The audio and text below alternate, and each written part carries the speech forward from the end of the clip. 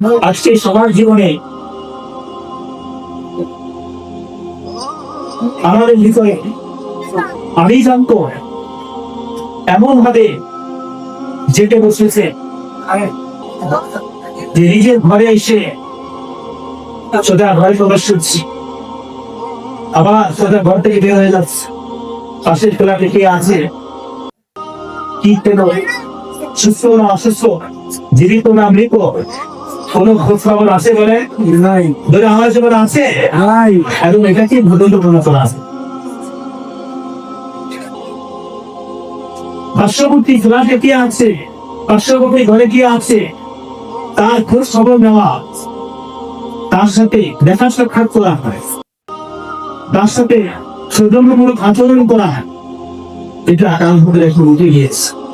কি বলে উঠে গিয়েছে কিনা বলেন? একটা সময় ছিল সামান্য একটা পিঠা পুলিতে দিয়ে ঘরের ভিতরে আয়োজন হতো, এটা হাসের ঘরের মানুষকে দিয়ে আসা হয়।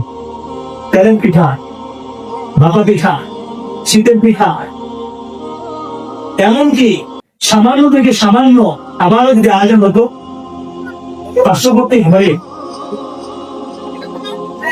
এবং কারোর বাড়িতে যদি কোনো মেহমান আসতো, মেহমানের আগমন উপলক্ষে যদি কোনো আয়োজন হতো, তখন প্রতিবেশীকেও ডাকা হতো, নিমন্ত্রণ করা হতো, ভোজনে তাকেও শরীর করা হয়। কি বলে কথাগুলো বাস্তব বলছে কিনা বলে, আওয়াজ দেওয়ার বাস্তব বলছে কিনা? কিন্তু এখন এই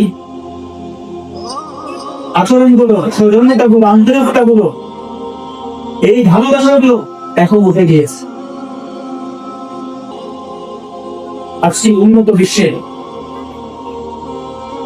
মানুষ বস্তুবাদীর পিছনে ঘুরছে, শুধু উন্নয়ন উন্নয়ন, বস্তুর উন্নয়ন, কিন্তু সভ্যতা উন্নয়ন, আন্তরিকতা, ভালোবাসা কমতি এমন হয়ে গিয়েছে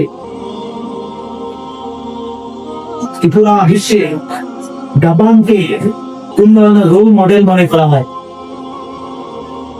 সেই জাপানের খবর এমন আসে যে এক বছরে কয়েক হাজার মানুষ তার ঘরে মরে পচে রং বের হচ্ছে, পোকা মানুষ তার লাশকে খেয়ে ফেলছে, কিন্তু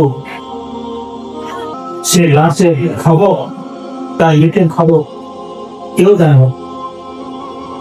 দুর্গন্ধ যখন ঠাকুর টাকা দান করেছে, এরপরে প্রতিবেশী এসে পুলিশ খবর দিয়েছে, এরপরে পুলিশ এসেছে বাড়ি থেকে সে লাশ, যেটা মরে পচে পোকা মাকড় খেয়ে অর্ধেক তার মরে শেষ, পানি ঢলতে ঢলতে অর্ধেক তার শেষ, এরপরে পুলিশ এসে তার লাশটাকে বাড়ি থেকে বের হয়েছে।